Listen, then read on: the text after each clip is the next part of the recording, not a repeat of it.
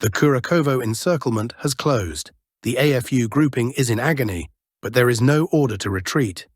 Greetings, friends, and welcome to the channel Ruslan Belov. Today, we will discuss the situation in Ukraine as of December 21st, 2024. Before we begin, I'd like to sincerely ask you to subscribe to the channel. Your subscription helps the channel grow. Thanks to everyone who has subscribed. Well, let's move on to the front lines of the conflict. We will start with the Kursk direction, where reports indicate that the Russian army is gradually advancing toward Nikolaevka and Malaya Lochnia from the west. Here's a map provided by pro-Ukrainian and neutral cartographic services showing that the village of Kruglenkaya is likely to come under the full control of the armed forces of the Russian Federation in the next 24 hours. Next, we move to the Seversk direction, where fighting has also resumed. After what appears to have been an unsuccessful offensive attempt on December 14th to 15th, the Russian army has reverted the situation to its earlier state. Currently, artillery strikes are being carried out on AFU positions, and it seems the Russian army is preparing for a new offensive. Moving to Chasiv Yar, the main combat activity today has taken place in the area of the Novi micro-district. It is difficult to say who holds control, as the micro-district has changed hands multiple times over the past month. Controlled by the AFU, contested, or under Russian control. Today it appears to have returned to Ukrainian control, with intense fighting ongoing in this area. The Russian army is trying to align its flanks and move towards the N32 highway, aiming to secure the forested area, including the fire-resistant plant, which is the highest point in the city. This is currently the primary focus of the Russian army. In the Toretsk direction, slight advances by the Russian army were noted in the past 24 hours toward the final citadel near the Toretsk mine and its spoil heap. Ukrainian sources have shared footage of massive FPV drone strikes on Russian units in the settlement. Based on these videos, it can be inferred that Russian forces have managed to slightly reduce the distance to the citadel, with just 300 meters remaining. It is likely that Toretsk's fate will be decided in the new year. Now, moving to the Pokrovsk direction, over the past 24 hours, the Russian army has managed to enter the settlement of Peshanoye. Objective control footage has surfaced, showing Ukrainian forces attacking Russian assault troops with Bradley IFVs. Slightly eastward, additional footage emerged of a Russian FPV drone destroying a Ukrainian tank.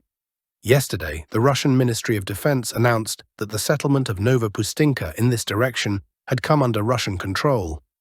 Based on geolocated footage, a significant number of Russian strikes were conducted on equipment, communication systems, reconnaissance devices, cameras and antennas in the zone of a potential Russian offensive.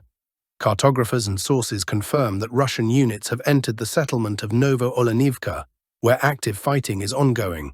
This is the second settlement in this pocket where the Russian army is engaged in battle.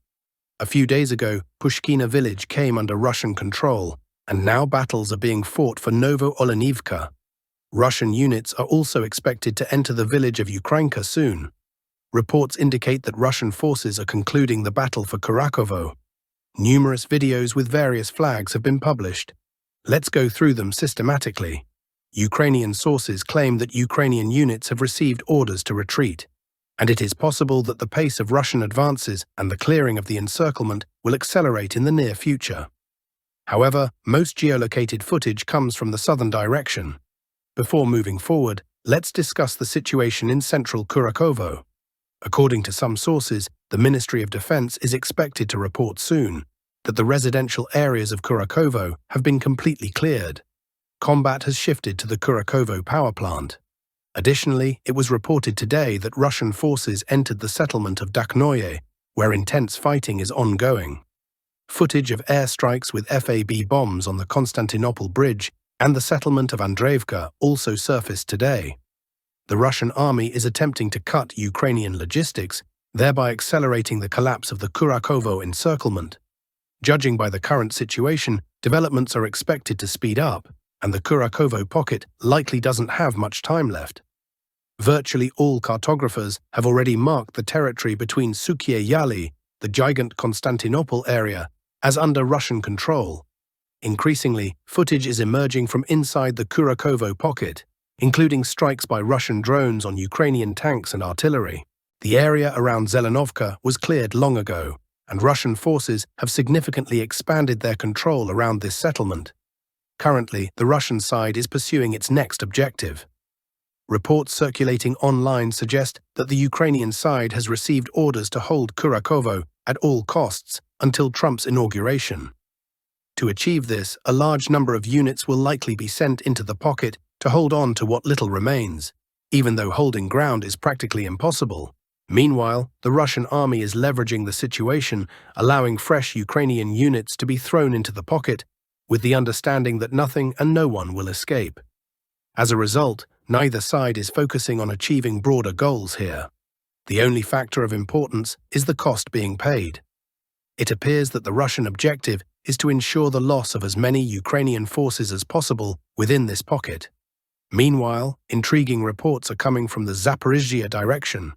Several independent sources are reporting that the Ukrainian side has launched an offensive in the Kamenskoye and Lugovoye areas. Early in the morning, pro-Russian cartographic services noted that the Ukrainian side attempted to enter the settlement of Lugovoye, though without geolocated footage or objective control evidence. Later, Russian sources confirmed an attack, but in the direction of Kamenskoye rather than Lugovoye. Reportedly, up to 50 Ukrainian assault troops managed to break through Russian defenses and establish a foothold in Kamenskoye. It's difficult to determine whether this was a reconnaissance in force operation or an attempt to reclaim territory in the grey zone. Selidovo direction as of December 21st. Why is the AFU so determined to hold Novo-Olenivka and Ukrainka? Fighting continues around Novovasilievka, with the AFU even attempting counterattacks to dislodge Russian forces from the village's outermost houses. The reasoning is clear. These positions allow Russian forces to advance into the rear of the AFU defensive line, which runs along the ravine through the villages of Solyonoye, Peshanoye, and Zverovoye. Successfully breaking through this line would grant Russian forces greater freedom of movement to the northwest, enabling them to sever the communications of the AFU grouping in Pokrovsk. This explains the AFU's persistent efforts to hold these positions. Meanwhile, Russian forces are nearing completion in dislodging the AFU from Novo-Olenivka, with intense battles continuing in the area of Ukrainka. No notable advancements have been made here. To understand why the AFU is so determined to hold these settlements and why Russian forces are encountering such resistance, it's important to look at the defensive positions. A map highlights the fortified positions of the AFU.